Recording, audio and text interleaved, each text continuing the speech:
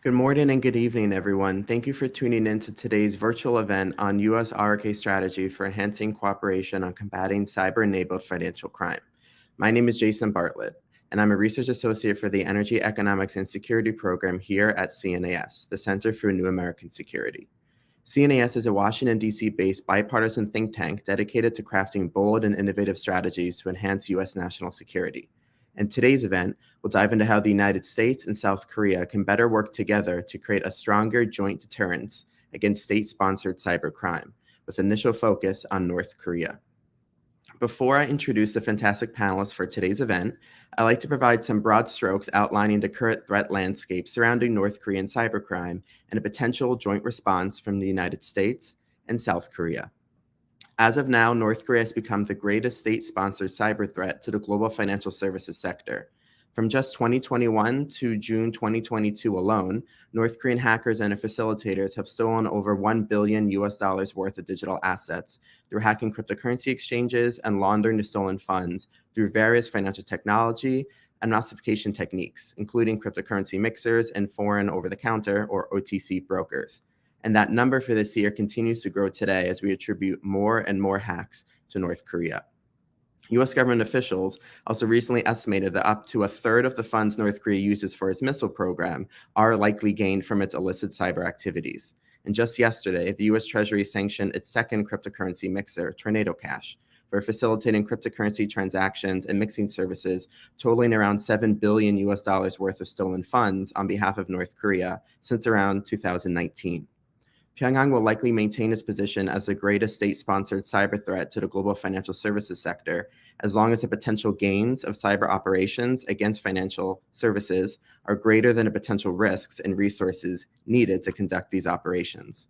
In response to growing concerns over North Korean cybercrime, Washington and Seoul recently revitalized previous commitments this past May regarding the creation of a joint U.S. ROK cyber working group to address illicit cyber crime and other activity related to cryptocurrency, blockchain technology, and North Korean cybercrime.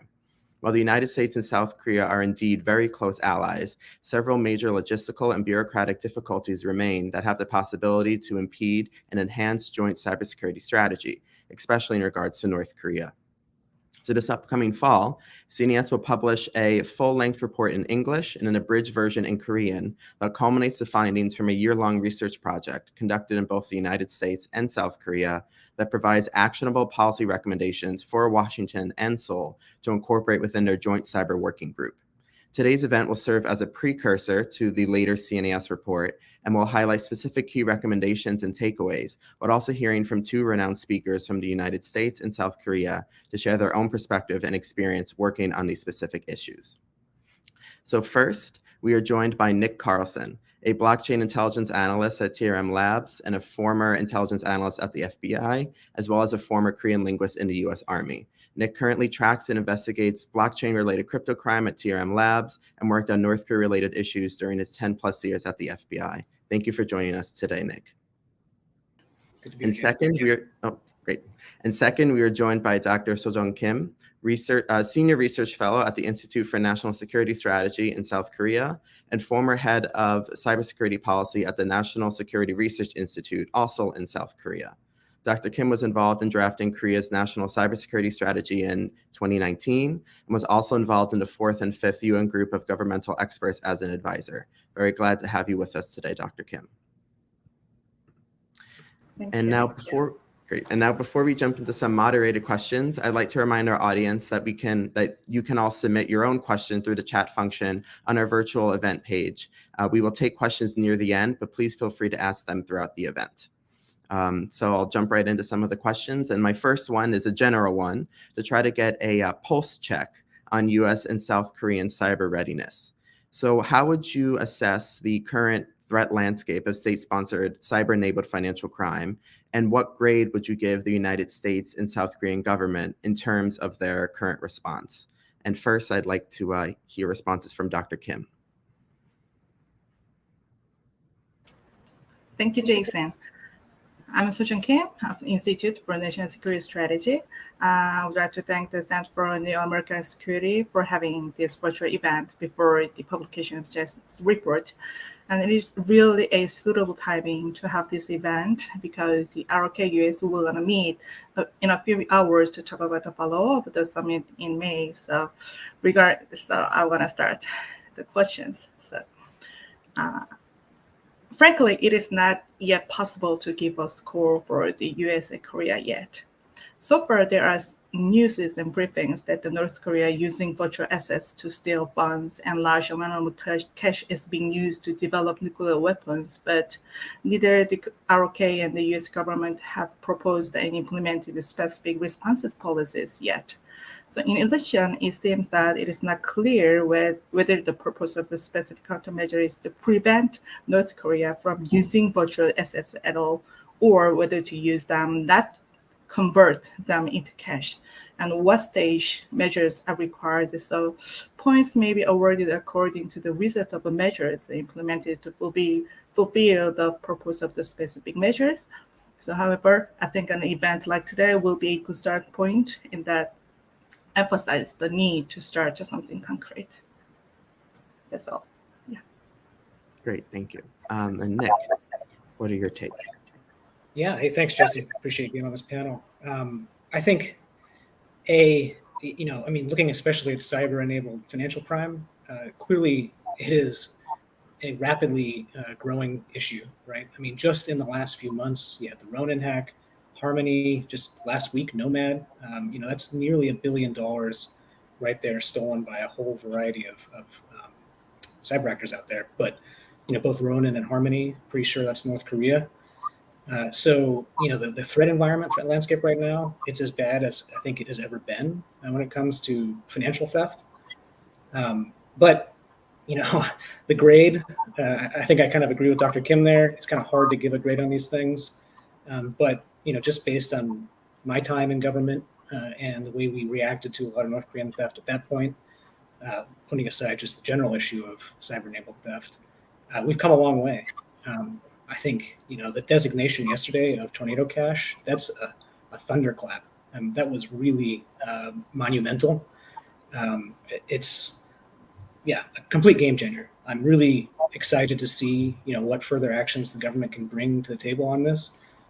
But shutting down that avenue for criminals to launder money, that's huge. And in more practical terms, just observing colleagues, talking, interacting with other folks in the industry, the speed and the efficiency of the responses to these hacks as they happen is, orders of magnitude better than it was even just a couple of years ago. So this next hurdle, right, is this integration of the U.S. and the South Korean response there. And, I'm hopeful. I think it's got potential. Great. So I just want to dig a little bit more into both of your responses before going to the second question. So I know we both agreed that this is a very high threat level scenario that we're all in right now, but I'm curious to hear both your kind of follow-up thoughts on, has it really gotten that much worse throughout the past couple of years? I know from my own research, it seems like it has, but is there also an angle of maybe US and South Korea or the UN are just paying attention to North Korean cybercrime more? Because I know a lot of reports make it look like it's this emerging threat, when if you look at North Korea, it's been doing this for many, many years. They started their cyber program in the 80s and they turned it to financial in the mid 2010s, and then 2015, 2016, they started to target crypto. So it doesn't really seem like it's that new. But there have been a lot of evidence showing that they are getting better. But I kind of want to maybe do some type of a quick bias check of, are they really getting that better in a rapid rate, or are we just paying attention to more North Korean cybercrime? And by we, I really mean, Dr. Kim, the US and other countries. I know Korea has always been a major target of North Korean cybercrime, but I'd be interested to hear both your opinions on, is this a combination of them getting better and us paying attention more? Or is it really just they're just really improving at a rapid rate? I'll start with Nick and then Dr. Kim, please. Yeah, I mean, I think it is objectively worse. And it's a couple of factors. I mean, the main thing, you look back at some of the major heists North Korea perpetrated, especially the Bank of Bangladesh. when they were targeting, traditional financial institutions, SWIFT, even if you can execute the penetration of the network, right, getting that money out and laundering it and turning it into usable currency was an incredibly complex operation, right, that involved people all across the world, thousands of people in mule networks actually cashing money out or, playing it for chips at casinos in the Philippines. It was an incredibly complex kind of operation. And the explosion of cryptocurrency in those intervening years and the growth in its adoption have given them, these incredibly efficient outlets to not only take those penetrations that they achieve, but turn them into usable currency. And that's really the key factor here, right? And that issue, it's going to get worse, right? Cryptocurrency is going to become much more of an accepted means of actual, payment settlement. It isn't right now, right? Really, for the vast majority. But, in 5 years, I think it's completely believable that there will be, settlement of international petroleum deals in crypto, of, the other things North Korea likes to buy, like tobacco and cigarette products for their counterfeits, the precursors for methamphetamines. Those things will be purchasable in crypto. And when that happens, when it's no longer necessary to convert that stolen crypto even to dollars or renminbi or any other currency, that's really the cliff that I worry about. That's the point of no return. Dr. Kim, your thoughts? Yeah, of course, for Koreans, the North Korea always has been the great worries and then great troubles. And that in 5 years, the North Korean way of doing is not very different from before, but the scope and method is different from before. So in 5 years, as Nick said, that the after the 2016 Bangladesh things, then everybody in all over the world get to know about the North Koreans' activities, and they are enlarging their activities through everywhere to get the monies and then to do some bad things. So it is very easy to understand for Koreans that the North Koreans will do anything for their government and their stability or political stabilities. But for others, for foreigners and for abroad, it is very awkward situations, and they are very new emerging threat for them. So the scope itself can give more thoughts on how we can deal with the North Korea, and especially their language and ethnic characteristics is only very similar to Koreans, not everybody else. So it is very typical for us, but the others, it is very hard. And the method itself, the technology about the cryptocurrencies and the digital assets, it is getting harder for everybody. So not all for the Koreans, but for everybody's, when we adopt the cyberspace into our lives, we need some time to adjust. And there is a cache, and then it is digitalized, and we cannot see it, but we can have it, and they are utilizing it. So understanding that and analyzing it, and then implementing it into our real practical responses will take some time. But for Koreans, and also at the same time for the others, it is very difficult to make any decisions, any responses for them to after understanding fully what it means in cryptocurrency things and then digital asset things. Then we can have that one. So that's why we see the North Korean digital asset things can be a new emerging threat for everybody else. Great. Thank you both for that, the more in-depth analysis into that. I think you both also hit on a very crucial point when it comes to North Korea, and that they have a much shorter laundry list when it comes to national goals, right? Their number one is survival through any means possible, right? Whereas the U.S. and South Korea, we have many domestic issues. We have other international issues we have to worry about. This event won't talk that much about it, but Chinese and Russian-backed hackers also target the United States and South Korea quite a lot. But our countries also kind of deal with those issues in different ways as well. So I think one of the continuous issues whenever it comes to countering any form of North Korean illicit activity is the bandwidth issue.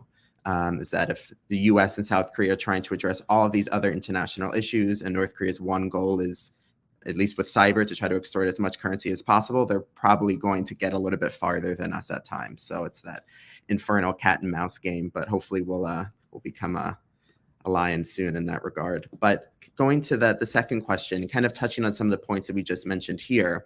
So throughout my research for the upcoming report that'll come out in the fall, I came across three major difficulties, which I perceived could possibly prevent enhancing coordination between the United States and South Korea on countering cyber-enabled financial crime, especially in regards to North Korea.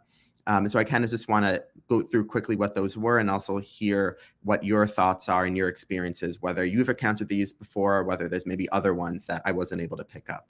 So first, I noticed that there's also a different polarization aspect when it comes to North Korean policy within South Korea and the United States in terms of how that is kind of viewed differently by different political parties, whereas in the United States, we usually have a pretty static approach towards North Korea. Second, different government categorization of state-sponsored cyber threats. So in the US, China and Russia tend to dominate, at least in the public space, most discussion, most policies on cybersecurity, and North Korea and Iran are now starting to rise up in the ranks. But in South Korea, as you just mentioned, Dr. Kim, the number one cyber threat, the number one national security threat, quite frankly, has always been North Korea. So then there seems to be also a difference in how the government really grades the threats or reacts to the threats. And third, difficulties in identifying the correct U.S. ROK government agency counterparts for time-sensitive information sharing. The U.S. can use a kind of a larger base of government agencies to deal with North Korea issues, whereas South Korea has a very different approach typically to doing that. So I'm just curious to hear in your experience working in government-related positions, did you also encounter these difficulties during your time or any other difficulties? And if so, do you think this joint cyber working group might be able to help address these challenges? I'll start with Nick, please, and then Dr. Kim. Yeah, sure. I think in terms of my own experience, obviously fairly low-level person, right, in the U.S. government. So my biases, I think, tend toward that. But I think, my general experience has been that, high-level engagement is great, and it's certainly like a necessary condition, right, for effective collaboration. You need to have the backing of leadership of your agencies, right, and your government at large to succeed. But, real effective collaboration has to occur at the, low level, the working level, right? It has to be agent to agent, detective to agent, analyst to analyst.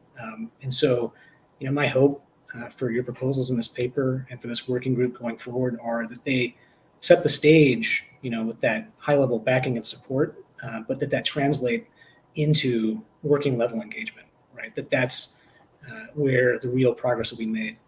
And I share your frustration. It was a really noticeable change when I was at the FBI, when the Moon administration came in. That was really, when the United States was ramping up its North Korea pressure campaign. And the absence, I think, of South Korean participation in that was not missed, right? It was fairly obvious. So I hope that we can synchronize, geopolitically with the administrations, that this can kind of move beyond being a partisan political issue in South Korea. I pray that happens. I really don't understand that dynamic, but hopefully with time it'll improve. But yeah, going back to that first point, really, I think about, in my own experience, I don't have any great accomplishments or achievements to point to, right, in terms of collaboration with South Korean partners. A few of my colleagues did, though. And my current boss here at my company, TRM, Chris Jancheski, was an IRS agent. And I think his case on Welcome to Video, which was a child pornography distribution darknet site, he was the lead investigator on the U.S. side for that. And there were great colleagues at the Korean National Police that he worked with. That's the kind of model for real productive engagement. It's not one of these big, major geopolitical issues, right? This is something that I think everybody understands. There's no political controversy about trying to disrupt child pornography. And that's a wonderful example of real effective collaboration between U.S. and South Korean investigators. So, if we can recognize more of that, encourage more collaboration and engagement at that level from the case up, I think that's the path forward to the larger strategic objective, right, of deeper integration of both governments. Great, thank you. And before I have my comments, I'd like to hear from Dr. Kim.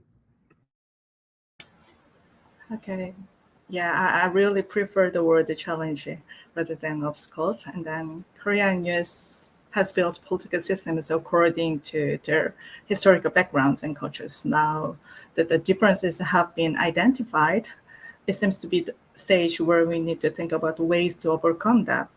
I think that not being able to identify a difference is a bigger problem than recognizing and differences. So therefore, I think it is enough to understand and accept the fact that North Korea-related information is concentrated and processed in a single intelligence agencies in South Korea and processed in and political systems. So of course, the South Korean government did make efforts to overcome this. Various efforts were made, such as enacting and revising related laws and supporting capacity buildings of other ministries and creating a new cybersecurity secretary positions at the Blue House for coordinations. So nevertheless, no foundational law has yet been prepared to deal with it. And the current National Intelligence Service Act specifies that the National Intelligence Services should deal with the national security violations of international or state-sponsored hacking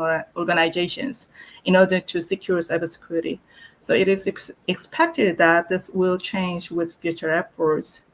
So rather than talking about the roles and functions of Korean intelligence agencies, it would be much more important to create a system in which related agencies can participate together.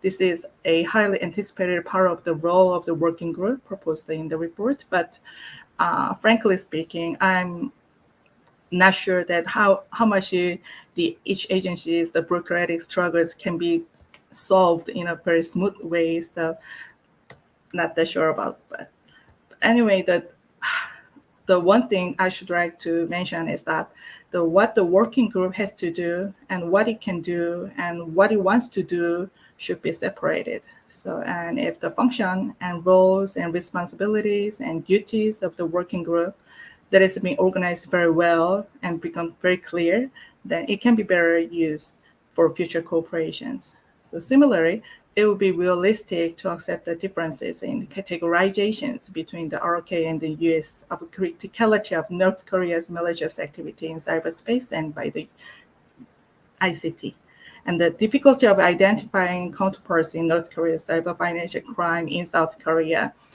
But to think about how to lead the cooperation in the future in a working field. So whenever we have any dialogue from the top level, it is their job, but it is very difficult to making it happen in working field. So for Koreans, I think we understand that it can be a good, very big challenges for others to cooperate each other. Then we'd better have good steps to having more information sharing between the agencies and how more people, the capable people, can be included in these discussions, etc. So for the Korean governments, we need to think about it. And also, from my experiences in working with the government agencies, I've experienced the difficulties, but get to know how to deal with it with almost 20 years in experience. So it is getting better right now. And when I was at the roundtable for the nuclear cybersecurity system, and the best solution in there was to know whom you should contact when you are in trouble. So still, I think it is the best and the most needed solutions for everyone. And also the foreign policy areas and that making dialogue and information sharing, not just taking and then sharing, will be the difficult challenges for South Korean governments. Thank you both. Yeah, that was fantastic. I think one of the main points I'm getting from that is that identifying the problem is the first step, and then working to address it, especially if this is a bilateral working group, right? It's not going to be anyone's role except Korea's, if it wants to change its bureaucratic challenges. Every country has it. There's always interagency, intergovernmental, logistic and bureaucratic challenges. But I think understanding equally the U.S. understanding Korea and Korea understanding the U.S. in terms of how they deal with North Korea is crucial, because from my independent research that I've been doing with CNAS, it seems that wasn't always understood, that one agency in Korea deals with North Korean threats, whereas in the U.S. it can be CIA, FBI, Treasury, DOJ, DOS. They can all kind of have their hands in, which definitely creates its own issues, as well in Korea if it's just one. So I think that it's a very good bias check to also say, okay, the working group might be able to provide a platform for U.S. and Korean agencies to contribute their expertise equally, but it also might not. But hopefully this will prevent a new opportunity for them to at least try to do it in a way where it will be outside of kind of domestic boundaries. But I think it's always good to also just understand that the goal is to not change any bureaucratic structure. It's just more to try to find out how to best use it in a more practical way. So, and I have faith that they'll find a way to do that. There's also another point that you raised, Dr. Kim, that I'd like to dig in a little bit more, is this information sharing versus information taking. And I think something that our audience is probably aware of, or anyone is aware of, is that when the US is collecting information regarding North Korea, it's going to be in Korean, right? Since about 1812, US adversary hasn't spoken English as its major language. So that's the importance of having linguists in the US government. And that's an advantage that Korea will always have. And in fact, they don't need to hire linguists to translate or interpret any North Korean information. They understand the culture, they understand the language, they know who the people are just by hearing the names. And I think that is something that probably can contribute to maybe more information on certain issues being generated by Korea versus the US. But I think really trying to find ways to make the working group as effective for both, to kind of remove that stigma of, is this information sharing or information taking, right? So I think it's really trying to analyze, well, what can the US provide Korea with, and what can Korea provide the US with? And hopefully this working group will allow there to be a more, for both governments, and more equal exchange of expertise. So going on to Jason, if I can, just to build on that point just a little bit, is the formulation I always had in my mind, right, is South Korea has the target knowledge, right? They have the analysis, they have the raw information, but the U.S. is the action arm, right? We're the ones that have this, central position in the international financial system, and so it's not incorrect, right, that the U.S. isn't going to have as much raw information to share, but that doesn't preclude effective collaboration where the U.S. can action the information South Korea has. So if I could ever, pray that one thing comes out of this, it's that there's never going to be a truly equal sharing of that raw intelligence. It's going to have to always be South Korea in the lead. Dr. Kim, do you want to make any comments on that, or? Yeah, regarding the information sharing, I also agree that it cannot be a very same and equal whenever it starts to talk, but the gradually it can be a equal process. So for the Koreans and for US right now, we actually didn't start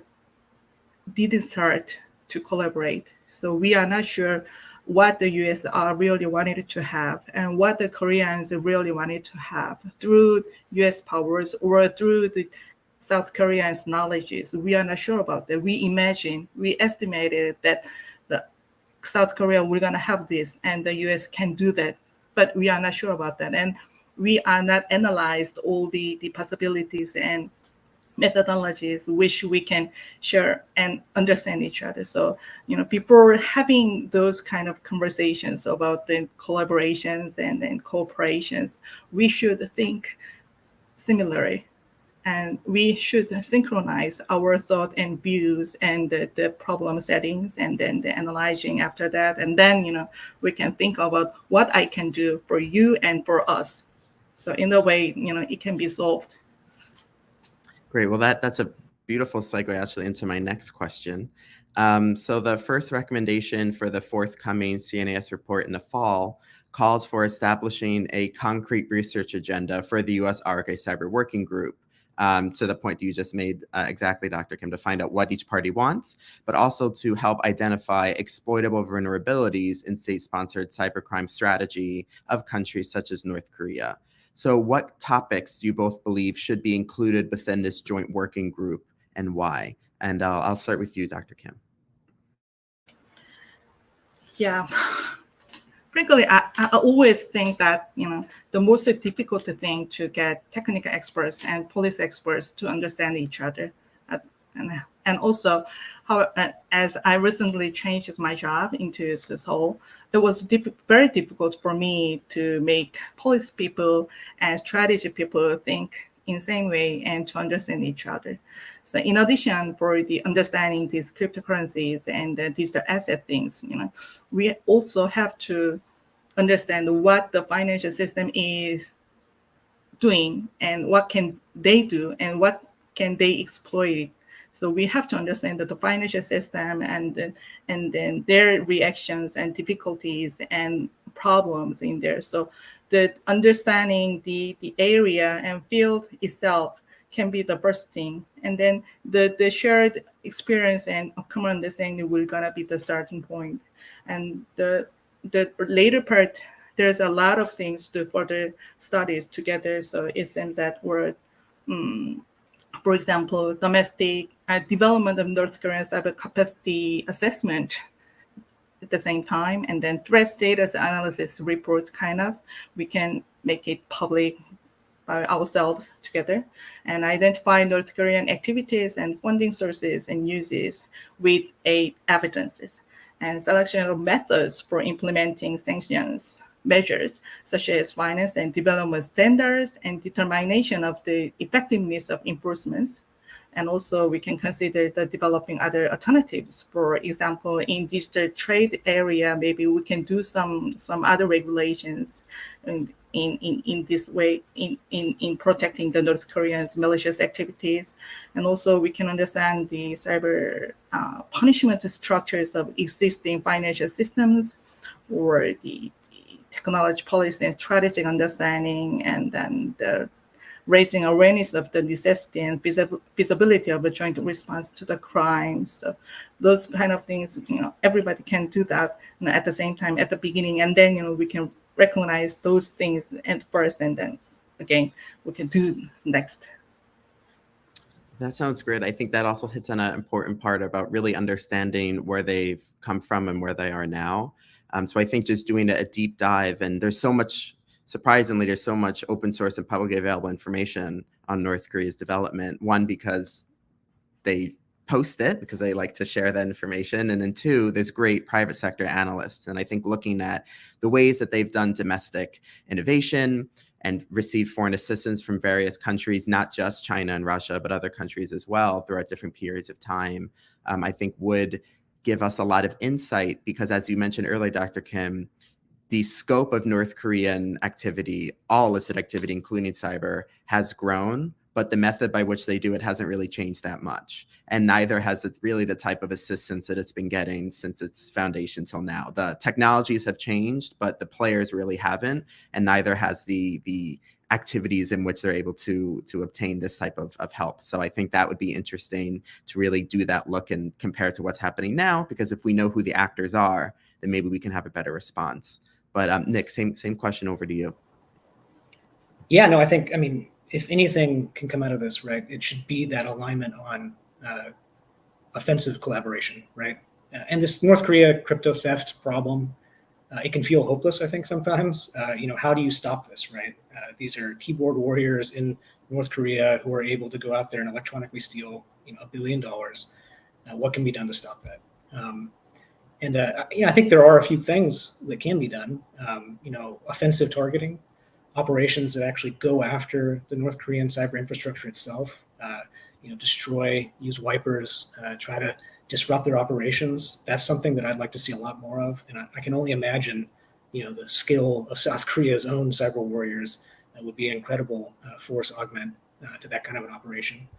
But also, counter hacking operations, going after trying to recover the stolen funds directly from the North Korean hackers. I think they've probably gotten used to being in a position of being the hunter and not the hunted. So it might be strategically helpful just to shift that dynamic a little bit. And the combined, skills and forces of South and South Korea and the United States might be able to actually kind of push that boundary a little bit. But the other factor here, right, is the intelligence that both countries have, if pooled on the traditional fiat money laundering networks, right, that North Korea has, where the funds that are stolen are eventually converted into a fiat currency, whether it's renminbi or dollars or euros, and the people on the ground that are doing that, right, that are converting that into those currencies and laundering it out through shell corporations to be used to buy all those things that North Korea wants to buy. That is this, as yet not fully exploited vulnerability for North Korea. And I suspect, right, again, if you were to combine the intelligence that both countries have on those networks, not to hoard it, but to share it in a productive way, that could actually have a meaningful impact here, right? To interdict and seize post-crypto, where it's in the traditional financial system, which is much more accessible and vulnerable to recovery.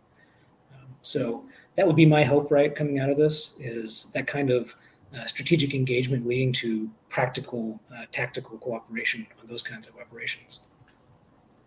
Thank you, Nick. And the point about how Korea has the expertise and Korea has its own incredible capabilities to respond to these threats, I think that also highlights the fact that South Korea is still around. Its social, financial, and cyber infrastructure is still protected. It's still sound, despite, I think there was reports by the NIS, Korea's intelligence agency, 90% of cyber attacks are from South Korea, and they suffer millions every single day, or from North Korea, and they suffer millions every day just from North Korea, and 40% of those target its financial industry. And Korea is still a financial and cyber hub for the world. So I think there's many different capabilities that Korea has. Maybe they're just grown accustomed to having this type of security, but I think it's something that the US and the rest of the world can really benefit from.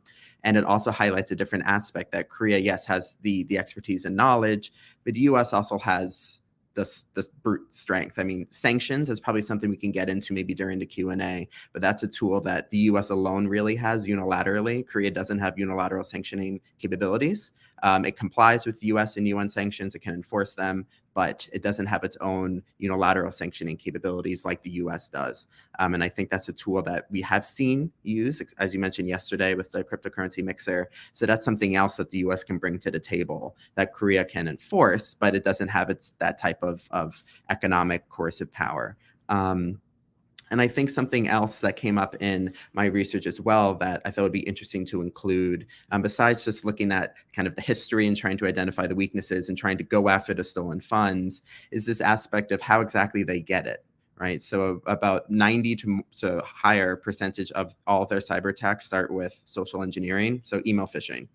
Which usually has a virus or malware inserted into a link or a PDF. I think almost everyone who have worked on North Korea at some point probably has gotten a fraudulent email that could have possibly had some type of malware in it from North Korea. And it's something that, as Dr. Kim mentioned, they're doing a lot more of it, but it hasn't necessarily changed. They've repurposed malware. They've stolen malware for WannaCry, the 2017 hack. There was a NSA exploit that they allegedly used and took from the dark web. So I think also having more research on the techniques that they're using and the types of malware and how they're developing it could also maybe be pretty impactful as well, since if we look at the whole chart of how they learned what to do, what they're doing, and what we can do, I think we have yet to see a policy that really addresses all three of those areas. And I think we're unfortunately beyond the part of stopping domestic innovation. North Korea has many institutes that create its own malware, but we can stop it from being sold. We can stop it from being traded. Sanctioning software is something that is now kind of a new idea that's coming out. But I think the US and South Korea have the capacity to come up with smarter ways to address that. So now on to my next question. So another policy recommendation for the upcoming report calls for creating an external or outside advisory team of leading US and South Korean non-governmental researchers, especially private sector analysts that work on issues pertaining to the agenda of the joint US ROK working group to offer assistance and advice and essentially expand the bandwidth. Ideally, how would you envision an external advisory team contributing to a joint U.S. ROK response to state-sponsored cybercrime? And I'll start with Nick. Yeah, no, I mean, I think just in my own experience, right, the last year and a little bit plus being out of government, working for a private company, I'm constantly amazed at the degree of knowledge that's, percolating within the crypto industry that's not necessarily known or available to government investigators. So just knowing, right, that, I mean, just this morning, a popular crypto DeFi protocol that I was familiar with, I didn't realize had a freezing functionality in its smart contract. So that kind of knowledge, right, to know that when your target deposits funds at this place, that they actually have this hidden capacity to seize those funds. That kind of knowledge sharing could be a huge force multiplier, especially right as smart contracts and these more and more complex DeFi protocols become much more important to this industry. So yeah, bringing in that perspective, having the folks with the knowledge to share and to point to potential opportunities, because every one of these, right, we're on defense, right? We're trying to counter what our adversary is doing. And so we need every advantage. And every one of these victories is going to be a one-off or a two-off because the North Koreans are going to make the same mistakes repeatedly. So you have to capitalize on them the moment that they're available. And I think, yeah, private industry can do a lot to make sure that government takes those opportunities. Great, thank you, Nick. Dr. Kim? Yes, I definitely agree that the advisory or the outside advisory group will gonna be very helpful for both U.S. and Korea. But the countries have different systems of public and private partnerships. So ideally, it would be very nice if private companies could work directly with a working group or some other agency or entities to produce the resources.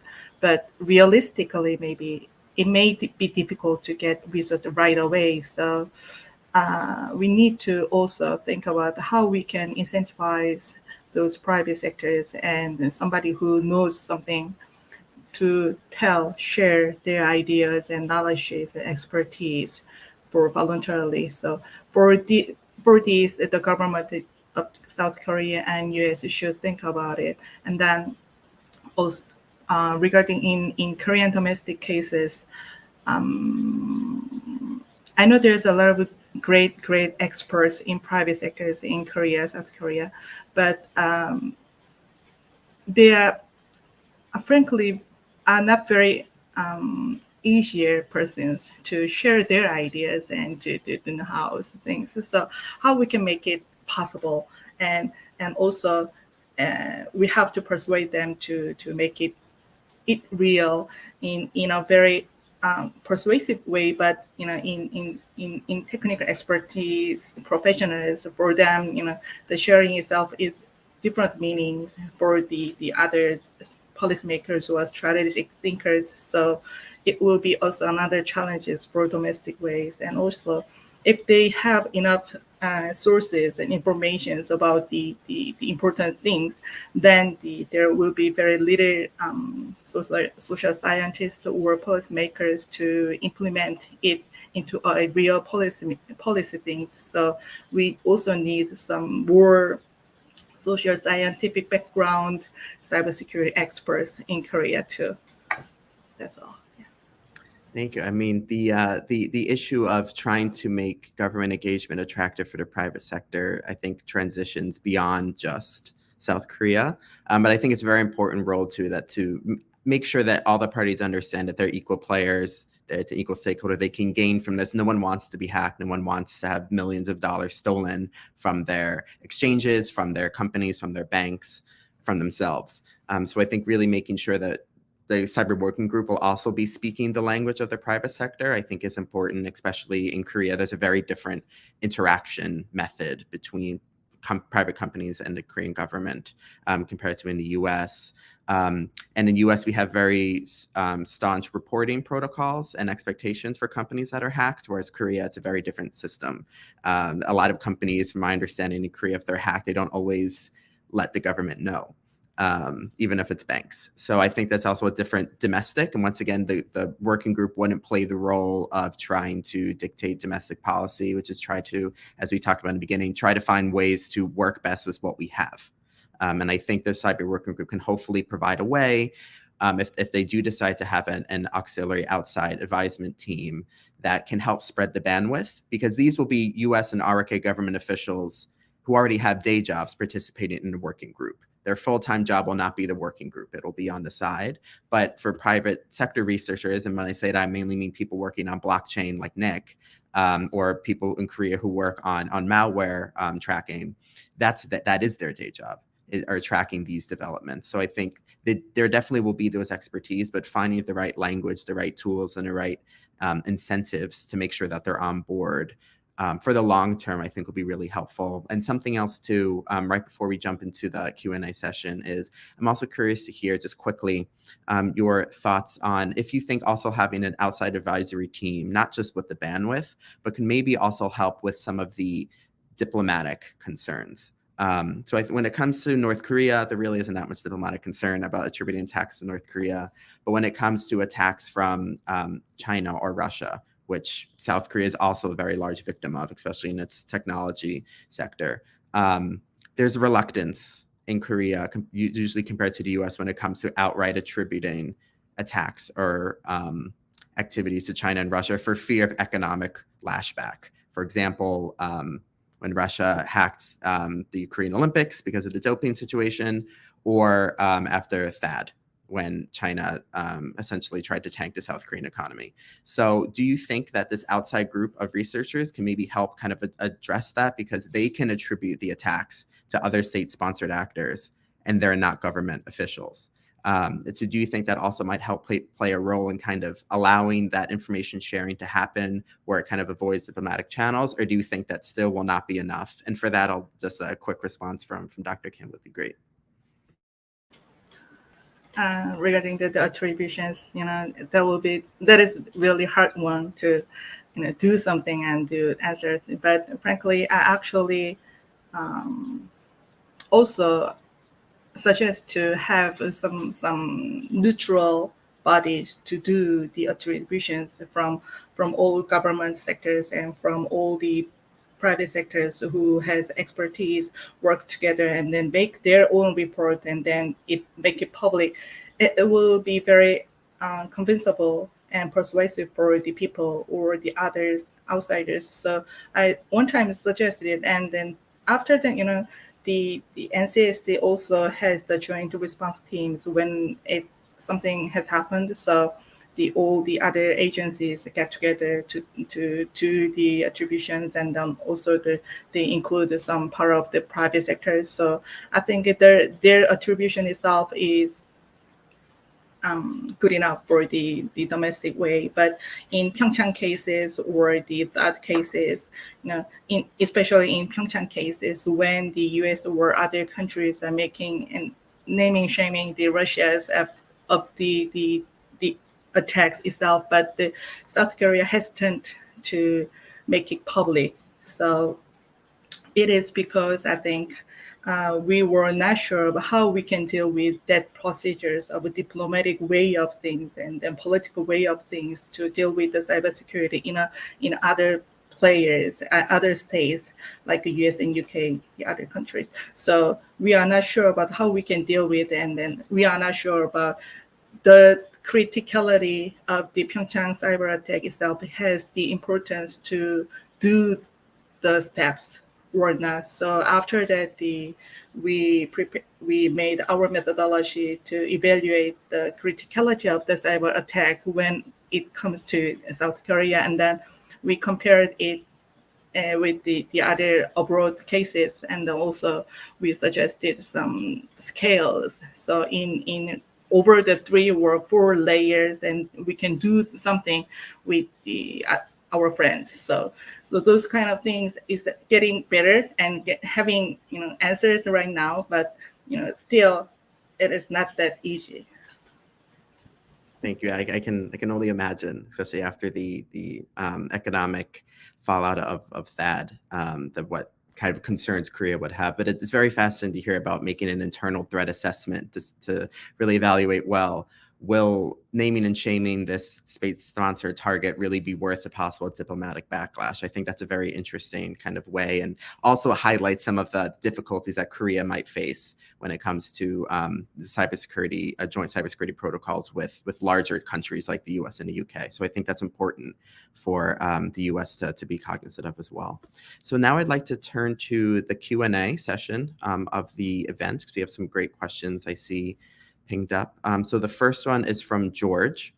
And he says that one big change over time seems to be the number of IT experts from DPRK working in the cyber area, especially outside of the DPRK. And he said he notes this is growing dramatically. How do you think we can deal with this issue? How can we respond to this issue? I'd like to start with Nick, please. Yeah, I mean, I don't know that it's grown dramatically, right? Especially the issue of North Korean cyber workers outside of North Korea. I think there was a period, right, when the UN was really strictly enforcing and pushing limitations on IT workers when it felt like this issue maybe had been contained. But I think, yeah, the breakdown that we're seeing right now from China and Russia, their lack of compliance to these international obligations opens the floodgates to this. So having these teams of North Korean developers out there, among whom there are certainly hackers, if China and Russia aren't abiding by their agreements, there's not much that can be done to kind of stymie that. I mean, there is a lot of work being done in private industry, right? The platforms that the North Koreans use to engage with Western clients are almost exclusively, Western companies, and so as well as the payment mechanisms, right? The channels they're using to get payment. So there's a lot of really dedicated work those companies are doing to try to keep these guys off the platforms. But I think the innovative ability of North Koreans to sneak their way into these platforms is probably not going to be overcome. Really, I think the only thing that can be done here is kind of more of the same of targeting the financial side of this. If you can poach and interdict the payments that they're receiving and take their money, I've always been a big believer that that's probably the most effective tool that our governments have to go after this. If these folks are shielded in places like China and Russia, you're not going to get them. You're not going to arrest them. Yeah, and I think the name Park Jin-hyuk probably comes to mind. So very, very famous North Korean hacker who was a alleged IT worker in China, but he has been responsible for, or held responsible for, WannaCry, Bangladesh, many other major North Korean hacks. And I think it's definitely a concern. Recently, there's also concerns over Eastern Ukraine. So in the Donbass region, North Korea and Russia agreed to send North Korean workers, including IT workers, for the region. And they would exchange hard labor for wheat, coal, and industrial equipment, which are three incredibly sanctioned materials. And having potential North Korean hackers on the border with Ukraine, which is on the border with NATO, I think also presents a lot of very serious cyber risks, not just for US and South Korea and Ukraine, but for Europe and the rest of the world. We already know there's been IT workers and North Korean hackers in Russia and China and many other regions, and now they're expanding into Europe. So I think that's one aspect. And I know something else that the UN has also mentioned too is possibly the misuse of visas. So after 2019, when the UN had a resolution that required all member states to repatriate North Korean refugees back to North Korea, or not North Korean refugees, North Korean workers back to North Korea because they were illicitly earning funds for the regime. Many failed to do so. And there was also reports of possible changing visas to student visas and other visas to allow these workers to maintain in these regions. So with that all in mind, Dr. Kim, what are maybe some of your ideas, if you think there's any way to address this, or if we kind of just have to deal with the cards that were dealt?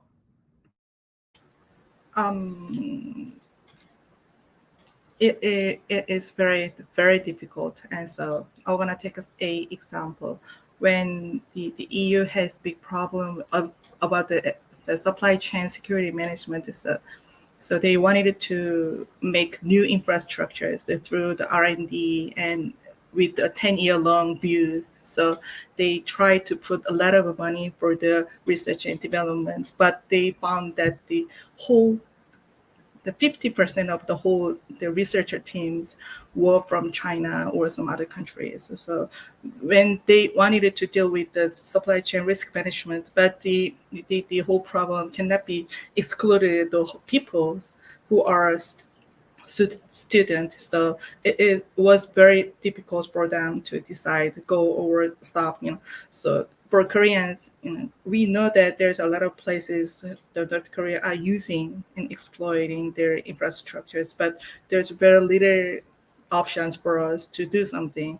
And Jason, what you said that in Korean cases, we are not very familiar with the leveraging the diplomatic methods and political methods in the international arenas, but that's why the Korean government has more difficulties dealing with that one. So that's why maybe they are more focused on the preventive things. So they cannot deal with the presence itself in other countries, but we have to put more focus on the protections. So.